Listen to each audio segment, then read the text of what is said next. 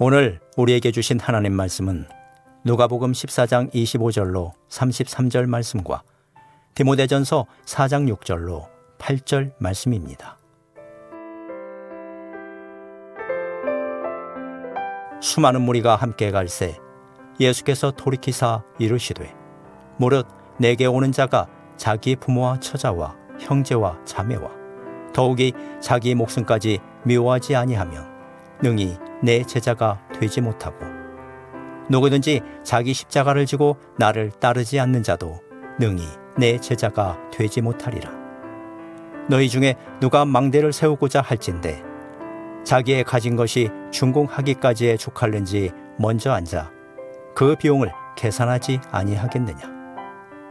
그렇게 아니하여 그 기초만 쌓고 능히 이루지 못하면 보는 자가 다 비웃어 이르되 이 사람이 공사를 시작하고 능히 이루지 못하였다 하리라.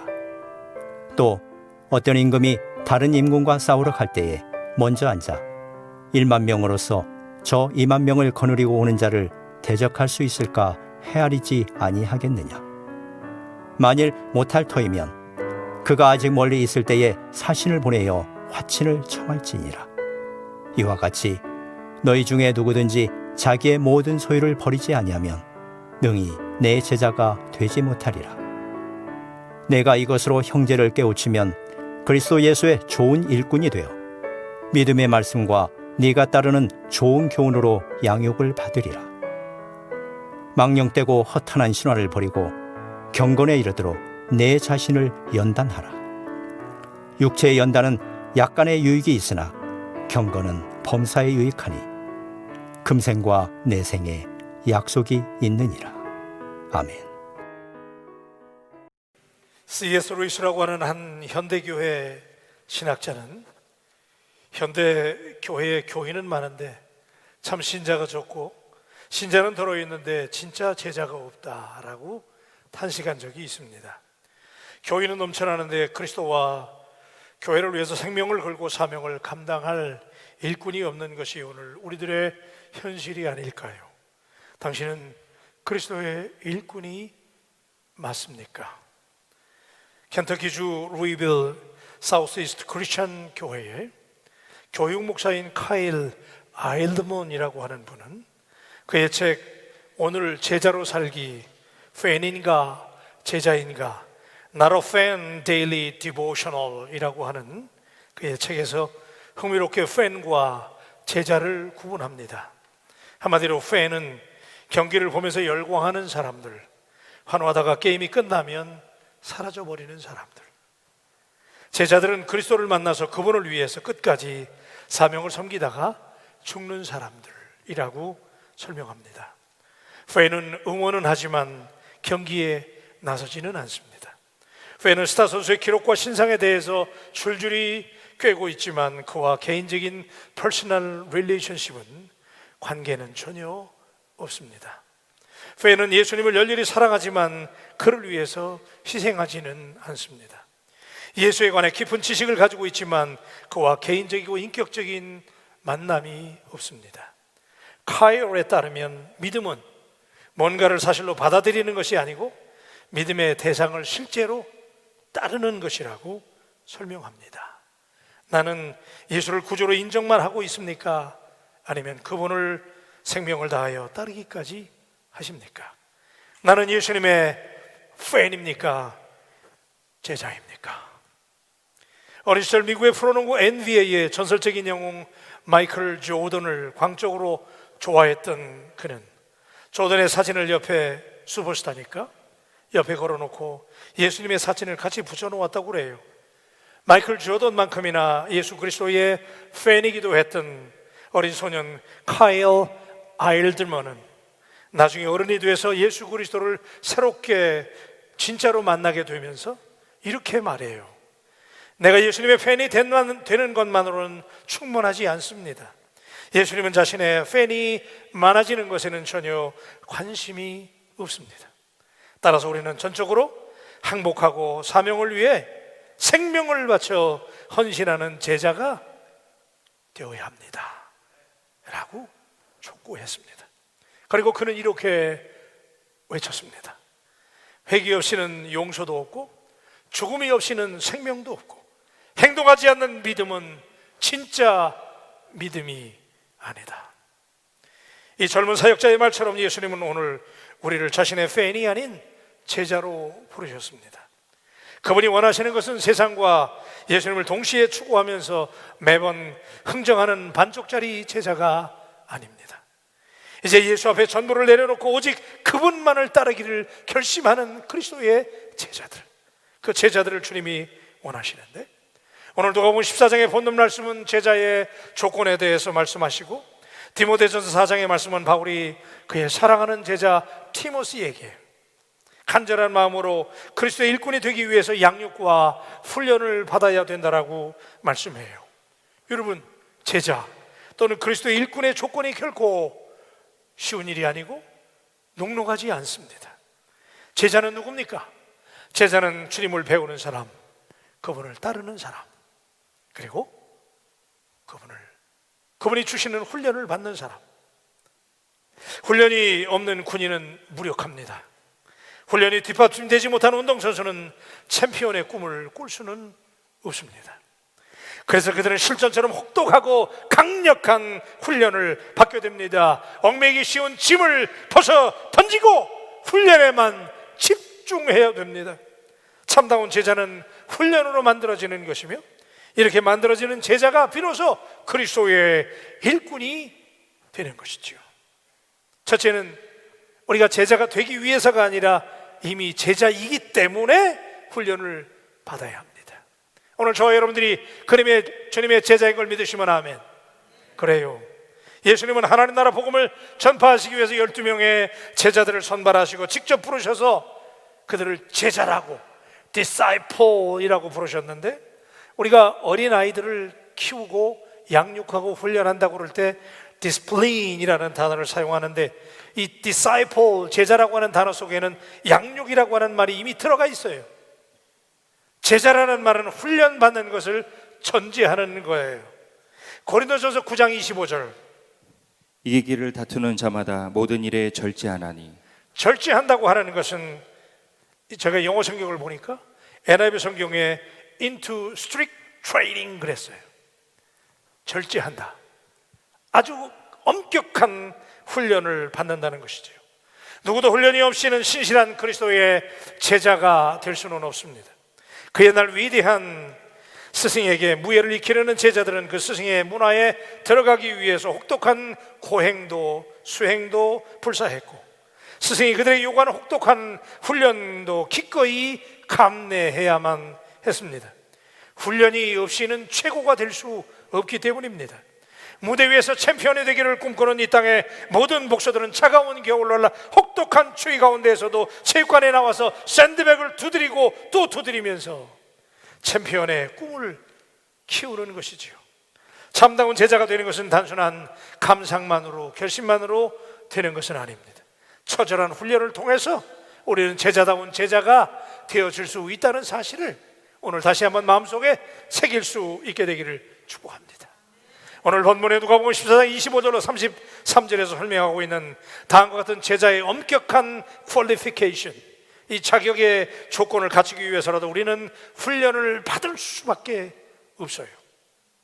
세 가지 제자의 조건이 있는데, 첫째는 가족들보다 내 목숨보다 주님을 더 사랑할 수 있는가? 무릇 내게 오는 자가 자기 부모와 처자와 형제와 자매와 더욱이 자기 목숨까지 미워하지 아니하면 능히 내 제자가 되지 못하고. 두 번째 조건, 십자가를 지고 나를 따를 수 있겠는가? 누구든지 자기 십자가를 지고 나를 따르지 않는 자도 능히 내 제자가 되지 못하리라. 세 번째는 더 황당해요. 자기가 가지고 있는 모든 소유를 나를 위해서 다 버리고 나를 따를 수 있는가? 이와 같이 너희 중에 누구든지 자기의 모든 소유를 버리지 아니하면 능히 내 제자가 되지 못하리라. 어느 조건 하나 가벼운 조건이 없습니다. 주님의 제자가 된다고 하는 것은 이토록 가혹한 헌신과 각오와 올곧은 결심을 요구합니다. 쉬운 길이 아닙니다. 여러분, 준비됐나요? 준비됐나요? 주님의 참다운 제자, Are you really ready to be disciple of Christ? 주님의 제자가 될 준비가 되셨나요?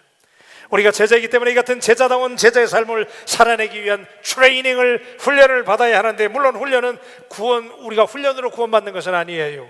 구원은 철저한 하나님의 선물이기 때문에 이미 공짜로 우리에게 주어져 있습니다. 그렇지만 치열한 훈련이 없이는 우리에게 주어진 그 구원을 우리는 계속 유지해 나갈 수가 없습니다.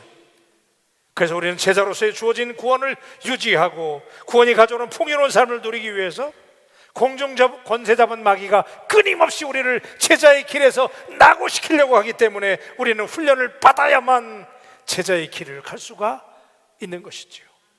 훈련은 땀을 요구하고 시간을 요구하고 열정을 요구합니다. 때로는 혹독한 시련을 우리에게 요구합니다. 그러나 제자이기 때문에 우리는 스승 주님이 부과하시는 그 어떤 훈련이라도 기꺼이 감내하고 제자의 길을 갈 수 있게 되기를 주님의 이름으로 축복합니다. 우리가 훈련을 받아야 되는 이유 중에 하나는 잘못된 패턴을 바로잡는 거예요. 잘못 배웠기 때문에, 여러분, 우리가 이 몸에 있는 잘못 배운 것 때문에 제자가 되기 얼마나 어려운지 몰라요. 옛날의 구습을, 옛날에 내가 잘못 배웠던 세상의 폼 때문에 진짜 제자가 되기 얼마나 어려운지 몰라요. 치명적인 병에 걸린 사람은 병의 원인을 진단해야 되고 원인을 찾고 잘못된 식습관과 생활 습관을 고쳐야 마침내 병을 고침받을 수가 있잖아요. 낙방의 고배를 마친 사람이 자신의 생활에 절치부심하고 생활의 패턴을 바꿔서 대재도전한 끝에 합격의 기쁨을 누릴 수 있는 것이잖아요. 이처럼 거룩한 습관을 기른다면 뜯어 고치는 습관이 우리에게 있어야 돼요. 그렇기 때문에 우리의 인생은 얼마든지 훈련을 통해서 새로워질 수 있는데, 문제는 여러분, 잘못 배운 것을 뜯어 고치지 않으면 우리는 새로운 기술을, 새로운 능력을 소유할 수가 없어요. 차라리 여러분, 모르는 것은 새로 배울 수가 있어요. 그런데 이미 잘못 배워진 것을 이걸 고치지 않고 이게 새로운 것을 배운다는 게 얼마나 어려운지. 잘못된 관행, 몸에 배인 악습은 반드시 고쳐야 됩니다. 당신이 그리스도의 제자라고 말하면서도 여전히 그 자리에서 맴돌고 있는, 빙빙 여러분 계속 도는 이유는 그 잘못된 것 때문에 배울 수가 없는 거예요. 그래서 우리가 훈련이 필요해요. 지금은 미국의 글로벌 여성 합창단에 반주자로 사역을 하고 있는 막내 여동생 얘기를 좀 하려고 그래요. 이 친구가 우연히 초등학교 시절에 피아노를 배우게 됐는데, 이제 우리 그 시골 교회, 우리 아버님 목회하던 교회 뒤에 중학교가 있었어요. 근데 중학교에, 시골 학교에 음악 선생님이 새로 오셨는데 이분이 집사님이셨어요. 그래서 우리 교회 나오셨는데 목사님 딸이, 부장한 딸이, 어린 딸이 있으니까 피아노를 가르치겠다고 그래가지고 우리 여동생 막둥이가 피아노 건반에 처음 이제 두드리게 되면서 배우게 됐는데, 얼마나 열심히 가르쳤는지 우리 여동생도 그냥 너무 열심히 배운 거예요. 그래가지고 얘가 얼마나 열심히 했던지 반주도 하게 됐어요. 고등부 때는 성가대 반주도 했어요. 그래가지고 이제 피아노를 좀 요만큼 치게 됐는데 문제가 생겼어요. 이거 이제 피아노를 치니까 대학을 가야 되는데 피아노를 메이저로 전공하려고 이제 하다 보니 교수님을 섭외해가지고 이 입시를 준비해야 된다는 거예요. 그래서 고3 때 이제 교수님을 이제 섭외해가지고 한 분을 알게 됐어요. 근데 그분이 우리 여동생이 멀어요. 우리 집에서 또 인천까지 나가야 돼. 그래서 가서 이제 피아노를 배우는데 이렇게 맨날 우는 거예요. 왜냐하면 이 피아노는 터치가 굉장히 중요하대. 집사님 맞아요? 그죠? 이게 생명이래. 이게 그냥 비슷한 것 같아도, 맞죠 집사님? 이게 비슷한 것 같아도 이게 탁월한데, 시골 선생님한테 배워가지고 잘못 배웠어요. 그래가지고 그 교수님이 대나무를 가지고 손바닥이를 딱딱 때리는 거예요. 실감이 안 나세요? 이 매로 그냥 손바닥이를 딱딱 때려가면서 그걸 뜯어 고치더라고요. 그래야 고쳐지는 거예요. 여러분, 그리스도의 제자로 태어나기 위해서는 당신은 반드시 잘못 배운 것을 고칠 수 있는 훈련이 있게 되기를 축복합니다. 그 성격을 제어하지 못하는 거, 다른 사람을 배려하지 못하는 거, 그 이기적인 마음, 항상 문제가 되는 그거. 여러분, 설익은 떡을 먹으면 체합니다. 늘 내가 제대로 배우지 못했기 때문에 나 때문에 다른 사람들이 얼마나 힘들어하는지 아세요? 여러분, 오늘 다시 한번 우리 훈련에 대한 감격이 결심이 있게 되기를 주님의 이름으로 축복합니다. 주님께서 요구하시는 제자의 길을 가기 위해서 스스로 여러분 무엇을 훈련 받으시기 위해 노력하십니까? 훈련이 주는 유익은 대단해요. 여러분, 훈련이 우리에게 주는 유익 가운데 대표적인 것을 꼽는다면 베이직 스킬스를, 그죠? 기본기를 배우게 하는 거예요. 여러분, 기본기가 얼마나 중요한지 아세요? 훈련에 있어서 탁월한 명성을 가진 스타 플레이어들이 그냥 그 자리에 올라가는 게 아니에요. 기본기를 배워야 돼요. 그래서 훈련은 우리에게 기본기를 가르쳐 줍니다. 여러분, 기본기를 훈련한다라고 하는 것은 뿌리를 단단하게 가꾸는 것을 의미합니다. 여러분, 뿌리는 보이지 않아요. 그러나 뿌리를 잘 돌보면 그 나무는 저절로 잘 성장하게 되어 있습니다. 반면에 기본기가 습득되지 못한 사람은 항상 초보에 머물러요. 그러니까 내가 초보다 보니까 다른 사람들 힘들게 하는 거예요. 오늘 이 말씀을 드리면서 여러분에게 지금 나는 얼마나 신앙의 기본기가 갖추어져 있는지 스스로에게 자문할 수 있게 되기를 축복합니다. 재주와 요령과 잔머리로 버티는 것은 머지않아 들통이 나게 됩니다. 기본기가 갖추어지지 않으면 절대로 오래 갈 수가 없어요. 사람이 다 같은 것 같죠? 뿌리는 보이지 않아요. 그 사람의 인성의 뿌리, 신앙의 뿌리, 그 기본기가 갖추어진 사람, 어디가 달라도 달라요. 2002년에 한일 월드컵 기억하면 지금도 기분 좋아요. 세상에 우리나라 축구팀이 놀라운 일을 해냈어요. 그때 한국에서 월드컵이 열리니까 국가대표 감독을 세계적인 명성이 있는 분을 모셔왔어요. 그분이 누구죠? 히딩크, 그죠? 이분이 와가지고 이제 선진 축구의 기술을 좀 가르쳐 달라고 그분을 모셨는데, 세상에 이분이 와가지고 가르치라는 기술은 안 가르치고 노다지 운동장 뛰게 하는 거야. 그냥 머리주머니 메고 노다지 뛰게 만드는 거야. 그래서 언론에서 떠들었잖아요. 이 도대체 뭐 하는 거냐고 말이야. 국가대표 선수를 모아놓고 머리주머니 달고 뛰게 하고 말이야. 맨날 힘이나 기르게 하고 지금 뭐 하는 거야? 그때 히딩크가 이런 얘기 했어요. 한국 축구의 고질적인 문제는 뭐라고요? 기본기가 문제다. 기본기. 여러분, 오늘 우리의 문제가 기본기잖아요. 그래서 그가 여론의 질타에도 그냥 끄떡하지 아니하고 체력 기르고 기본기만 길러주잖아요. 그래가지고 친선 게임을 했잖아. 다른 나라하고 팀워크 해가지고 5대0 별명이 5대0이 됐잖아요. 언론이 난리가 났죠. 도대체 뭐 하는 거야? 감독을 바꿔야 되잖아. 근데 히딩크는 흔들리지 않았어요. 따라하십시다. 기본기. 좀 크게 하세요. 기본기. 그래, 기본기가 중요해. 그래서 그가 끝까지 기본기, 탄탄한 기본기를 통해서 세계 정상에선 강호들을 하나하나 침몰시키면서 세계를 놀라게 하는, 그죠? 세미파이널 4강까지 올라갔잖아요. 여러분, 기본기가 부재인 사람에게 전술과 기술은 별로 의미가 없습니다. 탄탄한 기본기가 바탕이 되어야 전술과 기술은 빛을 발하는 것이지요. 모든 영역의 정상에 선 사람들은 탄탄한 기본기가 갖추어진 사람들이에요. 열심히 노력하는데 열매가 없다면 자신의 기본기를 돌아봐야 돼요.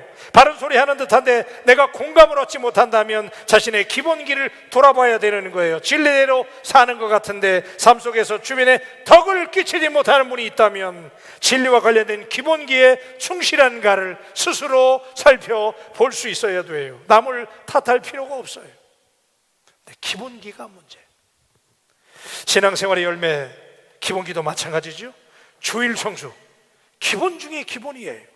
주님의 날이잖아요. 주님의 날 믿습니까? 주님의 날이잖아요. 우리 성도들 가정 어떤 데 이렇게 지나가다가 가게 하는데 가보면요, 주일은 쉽니다 딱 붙인 데가 있어. 얼마나 대단한지 몰라. 야, 여러분, 주님의 날이죠. 그런데 여러분, 또 우리가 하나님의 말씀을 나누고 영적인 필요를 느끼고 우리 교회 와서 이렇게 신앙이 성장하는데, 성장하면 뭐 할 거예요? 내가 성장을 위해서, 다른 분들이 성장하게 하기 위해서 내가 봉사해야 되잖아요. 섬겨야 되잖아요. 헌금 생활, 내가 하나님께 드리는 헌금, 구원의 감격과 은혜에 고마워서 드리는 헌금이 될 수 있게 되기를 주님의 이름으로 축복합니다. 기본 중에 기본이잖아요. 베이직 스킬스예요. 기본이에요. 성경을 한 번도 읽은 적이 없으면서 굉장히 고상한 그리스도인인 척 하면 안 되는 거예요. 여러분 어떠세요? 목사님이 신방을 가다가 김 집사님 집 앞에 지나가다가 갑자기 김 집사님 기도해 주고 싶어가지고 목사님이 예고도 없이 들어갔잖아요. 김 집사님이 있는 거야. 집사님, 내가 또 목사가 왔으니까 기도해 주려고 그래. 그리고 우리 말씀 한 절 봅시다. 그리고 말씀 보자고 그러는데 이제 이 김 집사님 목사님 성경 보자고 그러니까 저기 뒤에서 놀고 있는 아들한테, 아들아, 그 아빠가 자주 보는 책 가져와라 그랬어. 그랬더니 아들이 월간지를 가져오더래. 잡지책을 가져오라. 아빠는 성경을 가져오라고 그랬는데 잡지책을 들고 오더라, 그 얘기야. 여러분, 디모데전서 4장 7절은 이렇게 말하죠. 망령되고 허탄한 신화를 버리고 경건에 이르도록 내 자신을 연단하라. 여러분, 여기 연단하라 이 말이 train yourself to be godly 그랬어요. train. 여러분 스스로 훈련하지 않으면 절대로 그리스도의 제자가 될 수 없어요. 디모데전서 4장 8절은 말합니다. 육체의 연단은 약간의 유익이 있으나 경건은 범사에 유익하니 금생과 내생의 약속이 있느니라. 아멘. 여러분, 두 번째는 우리가 훈련받아야 주님을 더 사랑할 수 있게 됩니다. 주님은 무릇 내게 오는 자가 자기의 부모와 처자와 형제와 자매와 더욱이 자기 목숨까지 미워하지 아니하면 능히 내 제자가 되지 못하고라고 말씀하셨는데, 여러분 우리가 그 말씀을 들을 때 많이 들은 말씀이잖아요. 근데 그 말씀 들을 때 우리 귀에 걸리는 말이 있잖아요. 미워하지 아니하면. 아니 어떻게? 주님 다른 성경에서는 부모를 공경하라, 이웃을 사랑하라, 사랑하라고 그랬는데 여기서 미워하라는 거예요. 어떻게 된 거예요? 이 말이 걸려요. 귀에 자꾸 걸려요. 그런데 이 말의 뜻을 마태복음 10장 37절에 보니, 아버지나 어머니를 나보다 더 사랑하는 자는 내게 합당하지 아니하고 아들이나 딸을 나보다 더 사랑하는 자도 내게 합당하지 아니하며. 그래요. 그러니까 이 말은 미워하라는 말이 아니고 나보다 더 사랑하면, 그죠? Love other better than me. 다른 것을 나보다 더 사랑하면 주님 마음에 맞지 않다는 거죠. 저는 여러분에게 오늘 이렇게 묻습니다. 여러분, 우리는 주님의 제자이기 때문에 당신은 주님을 더 사랑하십니까? 우리가 스승 되시는 예수님을 사랑하는 것은 제자인 우리들의 당연한 태도예요. 이것이 가능하게 해서 제자는 훈련을 받아야 돼요. 우리가 주님을 더 사랑하고 싶잖아요, 그죠? 그런데 그 사랑하기 위해서는 내가 훈련을 받아야 되는 거예요. 가치관이 바뀌어야 되는 거예요. 그래서 옛 습관을 끊어버리고 뜯어버리고 새로운 습관을 가져야 되는 거지요. 그래서 주 안에 감추인 새 생명 얻으니 이전에 좋던 것 이제는 값없다. 하늘의 은혜와 평화를 맛보니 찬송과 기도로 주 함께 살게 되시는 여러분 되시기를 주님의 이름으로 축복합니다. 우리가 예수 믿으면서 여전히 세상에 미련 두고 거기에 집착하고 예수만이 참 길이라고 그러고 예수만이 참 생명이라고 그러는데 여전히 우리의 관심은 세상에 내가 좋아하는 그 일에 꽂혀 있는 이유는 도대체 무엇 때문입니까? 예수를 믿는다는 것은 예수님을 나의 주님으로 나의 그리스도로 고백하게 되었다는 뜻인데, 세상에서 가장 귀한 최고의 영광, 그죠? 예수님. 여러분 한번 따라하세요. 예수님. 그래요. 그 예수님 가장 귀한 보배잖아요. 무엇과도 바꿀 수 없는 주 예수보다 귀한 것은 없네. 세상 부귀 명예 물질과 바꿀 수 없네. 오늘 그 예수님이시면 아멘. 그래요. 그런 예수님이잖아요. 그런데 그런 예수님, 그런데 예수님의 비유 속에 등장하는 어떤 사람, 가진 것을 다 팔아서 그 밭을 샀던 사람을 소개하려고 그래요. 마태복음 13장 44절이지요. 천국은 마치 반취인 부하와 같으니 사람의 일을 발견한 후 숨겨두고 기뻐하며 돌아가서 자기의 소유를 다 팔아 그 밭을 사느니라. 아멘. 여러분, 어떤 소장농이라는 사람이 품삯을 받고 이제 그 당시에 그 팔레스타인에 있는 산의 언덕에 있는 밭을 경작하게 된 거예요. 땅을 일구고 꽃갱이로 그냥 땅을 치고 막 이렇게 하고 있는데 어느 날 땅을 막 이렇게 이제 막 이렇게 가꾸고 있는데 어디서 땡그렁 소리가 나는 거예요. 흥분하셔야 돼요, 여러분. 땡그렁 한다. 야, 이게 무슨 소리지? 한 번 더 딱 쳤는데 땡그렁 그러는 거예요. 아니, 이 땅 속에 뭐가 있나? 그리고 거기를 막 파봤잖아요. 파봤더니 그 속에 보물이 있는 거예요. 좀 놀랍시다. 보물이 있어요. 여러분, 그 당시에 팔레스타인 사람들은 전쟁이 많았기 때문에 지금처럼 운행이 발달한 것도 아니잖아요. 그러니까 보물이 있는 거는 땅속에다 묻어뒀거든요. 그걸 찾은 거야. 여러분, 이 사람 얼마나 기뻤겠어요, 그죠? 그러니까 이 사람이 막 두리번두리번 하는 거야. 왜 누가 봤을까봐, 그죠? 그리고 지금 막 인생 역전의 기회를 잡았잖아요, 지금. 그래, 안 그래? 그렇죠? 그러니까 막 누가 볼까 무서워가지고 얼굴에 표정 관리해야 돼. 누가 눈치채면 안 되니까, 그죠? 그래서 그냥 딱 과묵한 척하고 가서 어떻게 해야 돼요? 싹 덮어놓고 그 보화를 발견했잖아. 그러면 돌아가서 어떻게 해야 돼? 내가 가지고 있는 모든 것을 다 팔아가지고 그 밭을 사야 된다는 사실을 동의하시면 아멘. 아멘, 아멘, 아멘. 아멘은 너무 잘하셨어. 그런데 여러분, 제가 이제 물으려고 그래요. 그렇게 아멘 하셨는데 당신은 오늘 바울교회에서 만난 예수님, 어느 날 이 교회 전도돼서 나왔잖아요. 예배드리려고 이 교회 나왔잖아요. 근데 여기서 누굴 만났어요? 땡그롱 예수님을 만났잖아요. 할렐루야. 그런데 예수님을 만나서 그 밭을 사기 위해서 당신은 도대체 지금 무엇을 하고 있나요?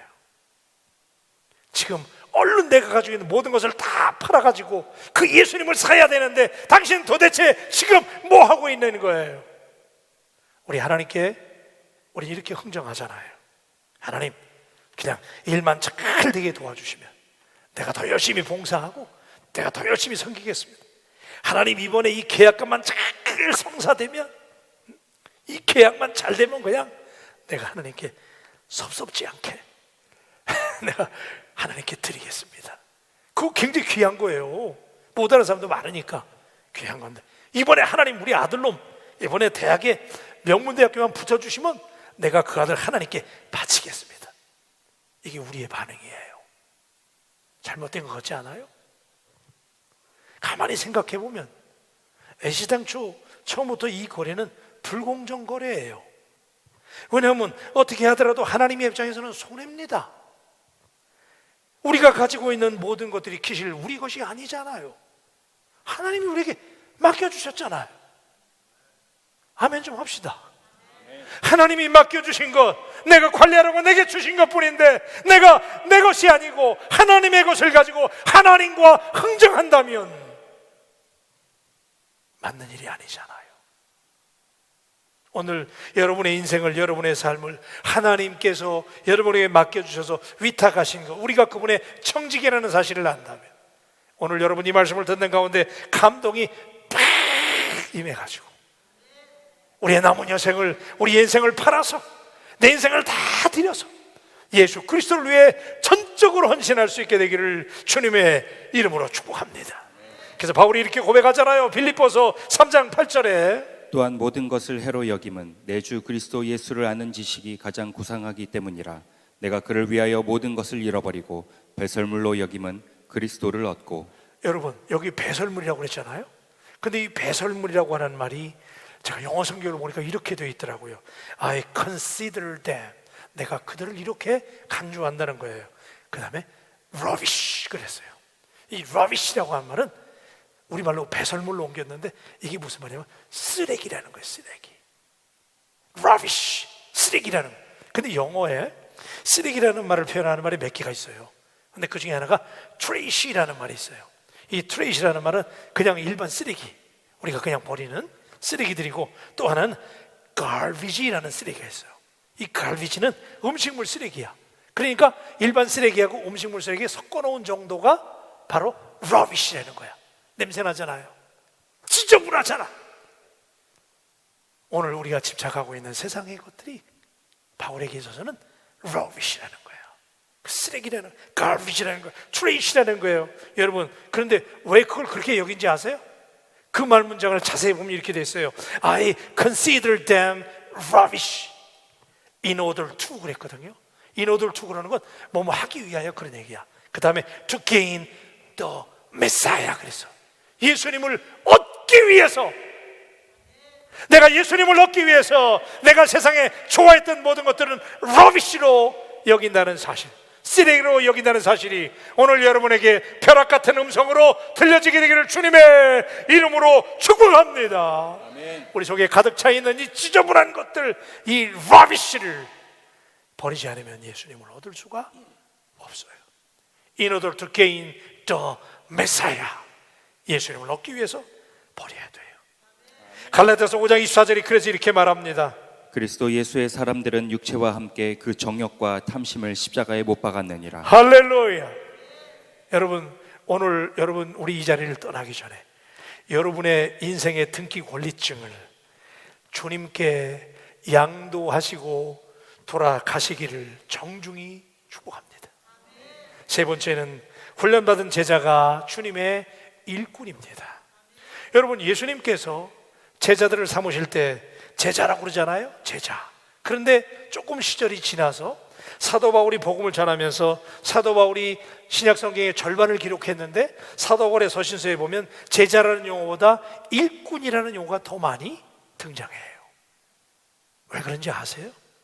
예수님 시절에는 교회가 없었어요. 그러니까 그 교회를 세워가기 위해서 양육하고 또 그 어부들을 불러내서 제자를 만들어야 됐던 거예요. 그런데 바울 시대에는 이미 교회가 부흥된 거예요. 교회가 많았어. 그러다 보니까 바울에게 그 교회에 필요한 게 뭐예요? 일꾼이었던 거예요. 그래서 바울은 제자라는 개념보다는 이제 일꾼이 필요한 거예요. 여러분, 우리 바울교회에 주님이 오늘도 일꾼을 찾으시는 줄로 믿습니다. 많은 것 같아요. 우리 출석신자가 많으니까 굉장히 많은 줄 알았어요, 저도. 그런데 제가 이렇게 목회를 좀 해보니까 생각보다 안 많은 것 같아요. 오늘도 여러분, 주님은 이 땅에 일꾼을 찾으십니다. 그래서 디모데전서 4장 6절에 이렇게 말씀하십니다. 내가 이것으로 형제를 깨우치면 그리스도 예수의 좋은 일꾼이 되어 믿음의 말씀과 내가 따르는 좋은 교훈으로 양육을 받으리라. 아멘. 자, 디모데에게 주시는 말씀인데 내가 그리스도 예수의 좋은 일꾼이라고 그랬잖아요. 근데 그때 그 일꾼이라는 말이 헬라어 원어에 보면 디아코노스라는 말을 썼거든요. 근데 이 디아코노스라는 건 섬긴다 그런 얘기잖아요. 그러니까 신약 성경에 등장하는 바울 서신에 등장하는 일꾼이라는 말은 섬기는 사람, 섬기는 사람인데 이 디아코노스라고 하는 말에서 디컨, 제자, 집사라는 말이 나온 거예요. 그 집사님들이 뭐 하는 분들이에요? 섬기는 분들이에요. 우리 옆 사람들에게 우리 섬기십시다 한번 해보세요. 우리 섬기십시다. 그죠? 근데 어떤 분들은 집사가 되신 다음에 막 집을 사면서 기뻐하는 분들이 있는데 집사는 집을 사는 분들이 아닙니다. 섬기는 분들이에요. 그러면 집사님들만 섬깁니까? 여러분 모두가 다 직분이 있든 없든 간에 당신이 그리스도의 제자라면 동시에 하나님의 일꾼인 줄로 믿습니다. 여러분, 우리 바울교회가 오늘 이런 교회가 된 거 그냥 된 거 아니에요. 제가 지난날 역사를 보면 눈물겨운 역사가 많더라고요. 우리 원로 목사님 시절에 희생하고 헌신하고 일하신 일꾼들 지금 이 자리에 많이 앉아 계시잖아요. 그렇죠? 피땀 흘리며 기도하고 교회를 일군 분들 지금도 마찬가지예요. 여러분, 토요일날 제가 이렇게 교회 나보면요, 토요일날 아침에 새벽기도 끝나고 우리 교회 명예장로님들 또 은퇴하신 장로님들 또 은퇴하신 어른들이 많이 나오셔가지고 이 큰 성전과 교회와 우리 이 뜰이 얼마나 넓어요. 그죠? 이걸 그분들이 다 청소해. 그거 아셨어요? 다 청소합니다. 주보도 접어놓고 몇천 장 되는 그 주보를 다 가져옵니다. 나무에 가지치기를 하고 닦고 쓸고. 여러분 뿐입니까? 우리 교회 식당에 저 센터에 바울센터의 지하에 가장 낮은 곳에 그분들이 늘 그렇게 말한단 말이에요. 그분들은 음지에세라고 양지를 지향한다고 말이지. 그 식당에서 봉사하시는 분들 설거지하면서 뭐 그릇이 한두 개예요? 근데 그 설거지하면서 막 손에 습진이 나면서 누구는 봉사하고 누구는 섬기는데 일꾼이 따로 있나요? 신여모 목사를 포함해서 우리 모두가 다 하나님 앞에 일꾼 되어져야 될 줄로 믿습니다. 우리가 일꾼이에요. 일꾼은요, 다른 말로 하면 종이거든요.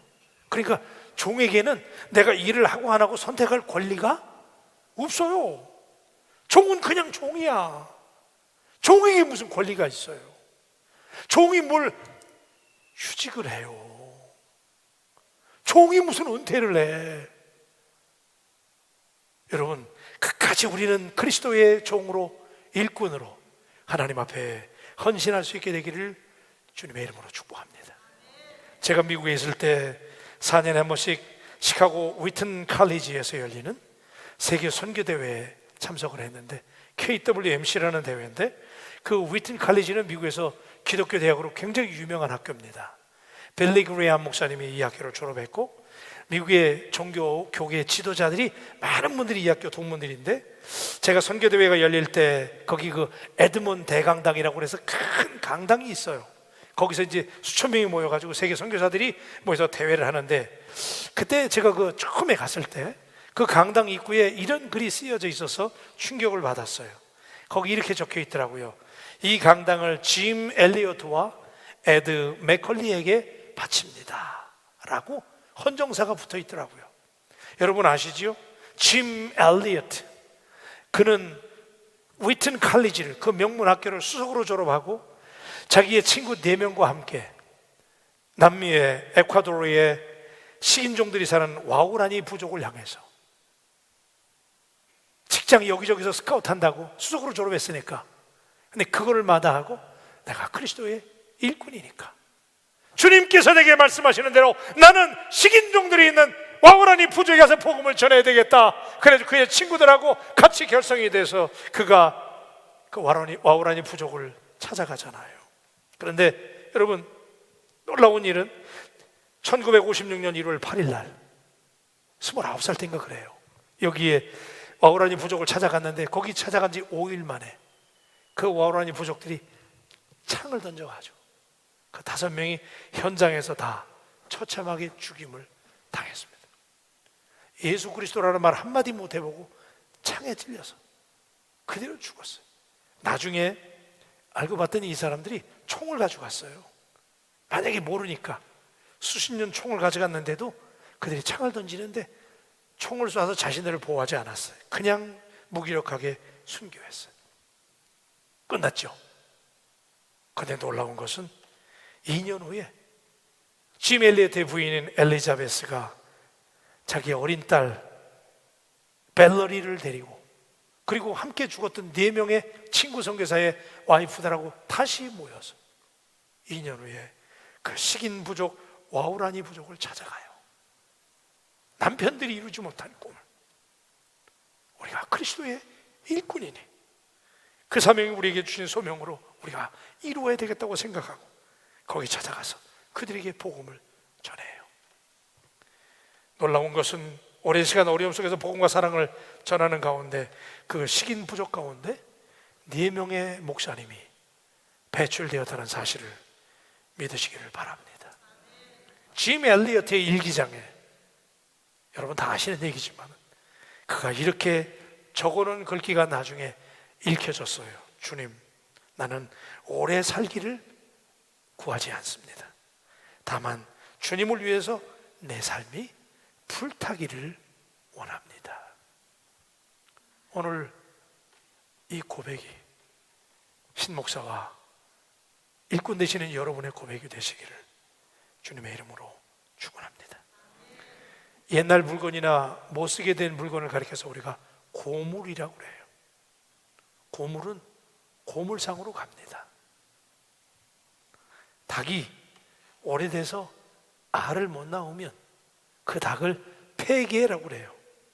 그만둘 폐자에다가 닭개자를 써서 그만둔 닭이라고 그래요. 뭘 그만둬요? 재생산이 없는 거예요. 알을 못 낳는 거예요. 폐계가 되는 거예요. 폐계는 삼계탕용으로 팔 수도 없어. 쓸모없는 거예요. 폐계가 알 못 낳는 것도 비극적인 일인데, 다른 닭들이 알 낳는 게 괘씸하고 식이 나가지고 다른 닭들을 알 낳는 거 쪼아대기나 하고 말 함부로 해가지고 상처 주고, 다른 사람들 열심히 일하려고 그러는데 알 낳지 못하게 방해한다면 그게 폐계고 고물이에요. 여러분, 일하지 않는 그리스도인들은 더 이상 제자가 아닙니다. 휴직하고 은퇴하고 중단하는 제자는 더 이상 주님의 제자가 아닙니다. 여러분, 주님께서 마태복음 7장 21절로 23절에 이렇게 말씀하신 내용을 한번 읽으려고 그래요. 나더러 주여 주여 하는 자마다 다 천국에 들어갈 것이 아니요 다만 하늘에 계신 내 아버지의 뜻대로 행하는 자라야 들어가리라. 그날에 많은 사람이 나더러 이르되 주여 주여 우리가 주님의 이름으로 선지자 노릇하며 주의 이름으로 귀신을 쫓아내며 주의 이름으로 많은 권능을 행하지 아니하였나이까 하리니 그때에 내가 그들에게 밝히 말하되 내가 너희를 도무지 알지 못하니 불법을 행하는 자들아 내게서 떠나가라 하리라. 여러분, 우리가 늘 들어왔던 말씀, 내가 너희를 도무지 알지 못한다. I don't know you. Away from me. 나는 너를 모른다. 내게서 떠나가라. 오늘 이 소리가 우리 바울 가족 여러분에게 힘들지만 벼락 같은 음성으로 평생 동안 당신의 가슴에 새겨지기를 주님의 이름으로 축원합니다. 디모데후서 4장 8절에 그런데 바울의 마지막 이 말씀을 토해내지요. 이제 후로는 나를 위하여 의의 면류관이 예비되었으므로 주 곧 의로우신 재판장이 그날에 내게 주실 것이며 내게만 아니라 주의 나타나심을 사모하는 모든 자에게 도니라. 할렐루야. 생명의 면류관이 제자요 일꾼인 당신에게 주어져 있다는 사실이 또한 평생의 위로가 되시기를 주님의 이름으로 축원합니다. 기도하십시다.